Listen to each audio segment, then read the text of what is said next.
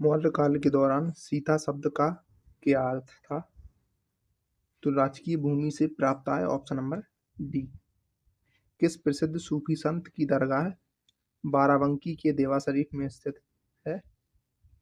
तो वारिस अली शाह की, option number B. अगला प्रश्न है कि कस्तूरबा गांधी बालिका विद्यालय योजना मुख्य रूप से किनके लिए है? तो पिछड़ी जाति और अल्पसंख्यक वर्ग के ड्रॉप आउट लड़कियों के लिए।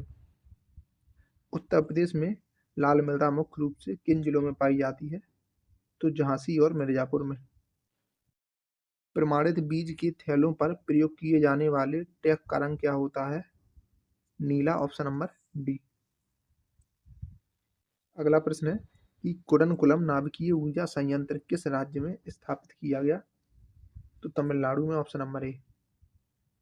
उदारीकरण, निजीकरण और वैश्वीकरण की एक नई आर्थिक नीति भारत के किस प्रधानमंत्री ने घोषित की थी? तो इसका जवाब है पीवी नरसिम्हा राव। अगला प्रश्न है कि ऊर्जा का एसआई मात्रक क्या है? तो वो है जूल, ऑप्शन नंबर बी। अगला प्रश्न है कि फिक्स्ड शॉप रिटेलर्स किन्हें कहा जाता है? तो जिनकी दुकान का स्थान निश्चित हो। सिख धर्म में प्रचलित लंगर की प्रथा को स्थायी किस सिख गुरु ने बनाया था? तो गुरु अंगद देव ने, ऑप्शन नंबर बी। अगला प्रश्न है कि भारतीय संविधान में किस अनुच्छेद के तहत वित्तीय आपातकाल का प्रावधान है? तो अनुच्छेद 360। भारत में सिलिकॉन स्टेट के नाम से जाना जाता है कर्नाटक को। गुलाबी क्रांति का संबंध किसके उत्पादन या पालन से है? प्याज के। निम्नलिखित में से कौन सा सेवा क्षेत्र का एक उदाहरण है? तो वो है बैंकिंग। 1916 का लखनऊ समझौता किनके मध्य में हुआ था? तो इसका जवाब है कांग्रेस और मुस्लिम लीग के बीच में। वायु में ध्वनि तरंगें किस प्रकार की तरंगें होती हैं? तो इसका जवाब हो जाएगा अनुदैर्ध्य तरंगें, option number A. Smart cities mission Bharat सरकार के द्वारा लॉन्च किया गया था 2015 में। अगला प्रश्न है कि उत्तर पूर्व रेलवे जोन का मुख्यालय कहाँ पर स्थित है? तो गोरखपुर में, ऑप्शन नंबर बी।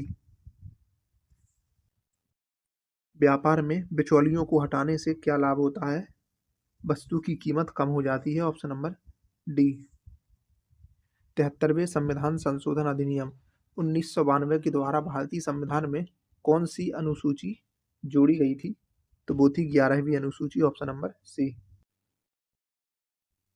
द्वितीय पंचवर्षीय योजना किस मॉडल पर आधारित है?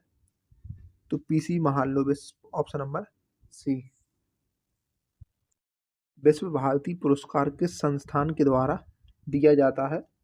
तो ये दिया जाता है संस्कृत संस्थान के द्वारा, ऑप्शन नंबर डी।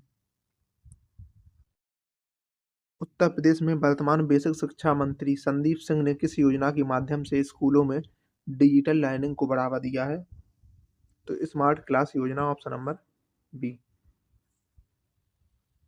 नींबू, सिरका, दही जैसे खाद्य पदार्थों में खट्टे स्वाद का मुख्य कारण क्या है? अम्ल, option number A. Mahatma Gandhi ने किस घटना के बाद असहयोग आंदोलन को वापस ले लिया था? तो चौरी चौरा कांड, option number B. Uttar Pradesh के किस जिले को ग्रेनाइट पट्टी के लिए जाना जाता है? तो हमीरपुर को, ऑप्शन नंबर बी।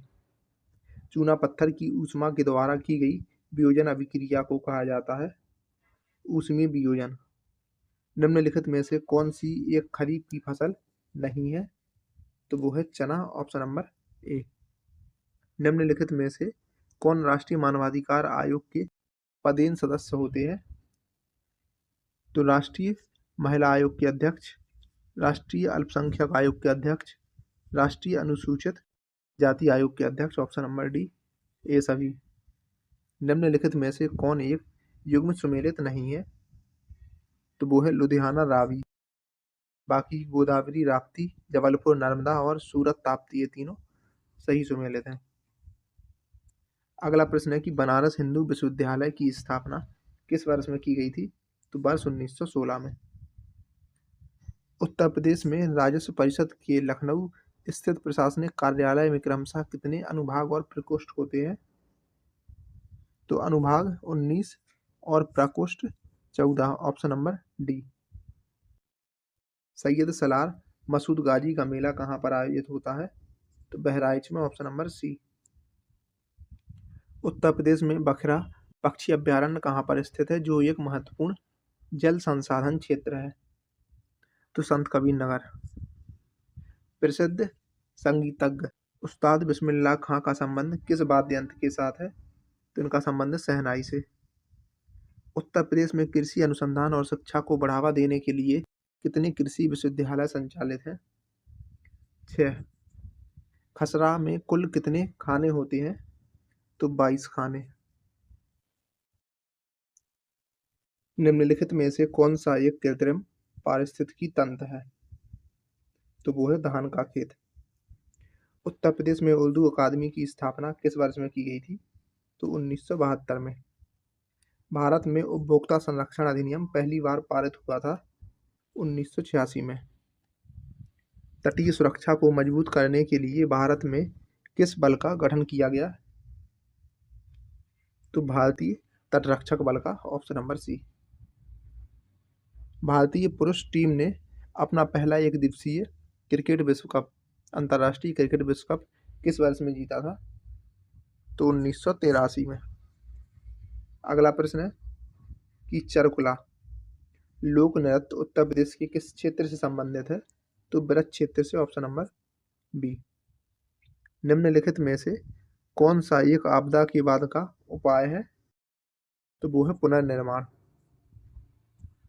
एक होमगार्ड के लिए सोशल मीडिया का जिम्मेदारी से उपयोग क्यों आवश्यक है? अनुशासन और जनविश्वास को बनाए रखने के लिए, ऑप्शन नंबर डी। अगला प्रश्न है कि एशियाई विकास बैंक का मुख्यालय कहाँ पर है? तो वो है मनीला में। भारतीय रिजर्व बैंक की स्थापना हुई थी 1935 में। अंतर्राष्ट्रीय महिला दिवस प्रत्येक वर्ष मनाया जाता है 8 मार्च को। राम मंदिर राष्ट्र मंदिर एक साझी विरासत पुस्तक के लेखक कौन है? तो वो है प्रोफेसर गीता सिंह और आरिफ खान भारती। गुलामगिरी पुस्तक के लेखक कौन है? तो ज्योतिबा राव फुले। अगला प्रश्न है कि 2011 की जनगणना के अनुसार भारत में सर्वाधिक नगरीय जनसंख्या वाला राज्य कौन सा है? तो वो है महाराष्ट्र। उत्तर प्रदेश की विधानसभा में कुल कितनी सीटें हैं? तो वो है 403। उत्तर प्रदेश की विधान परिषद में कितने सदस्य होते हैं? तो 100। सुनामी की उत्पत्ति किससे होती है? समुद्र के भीतर उत्पन्न होने वाले भूकंप से। निम्नलिखित में से कौन सा एक प्रोफेशनल सोशल नेटवर्किंग प्लेटफॉर्म है?